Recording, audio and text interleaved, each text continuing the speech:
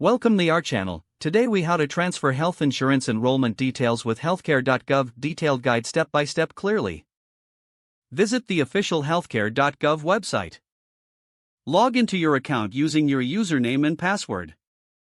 If you do not have an account, click on Create an Account and follow the prompts. Once logged in, navigate to the My Coverage section. Select Transfer Health Insurance Enrollment from the available options. Enter the required information of the person whose enrollment details you wish to transfer. This may include their name, date of birth, and health insurance policy number. Make sure all entered information is accurate to avoid processing delays. Review the enrollment details carefully before proceeding. After confirming accuracy, click on the Continue button.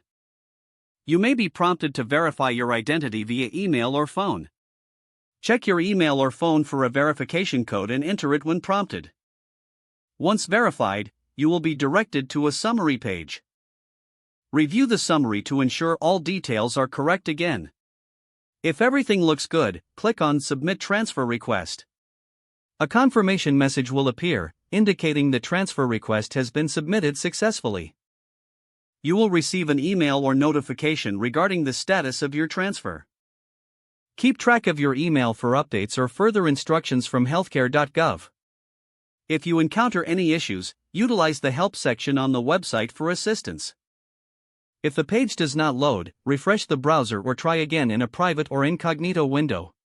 Make sure you are using the correct email address, then retype it carefully to. If your password is not accepted, use the Reset option and create a new strong password you can remember.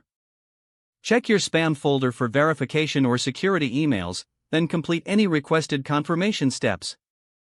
Enable two-factor authentication if available to improve account security and reduce unauthorized access risk.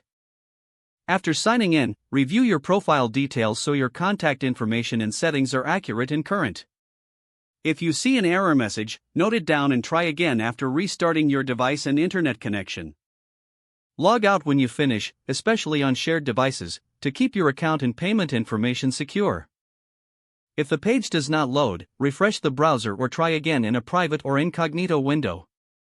Make sure you are using the correct email address, then retype it carefully to avoid small typos. Don't forget to like this video and subscribe to our channel for more step-by-step tech guides.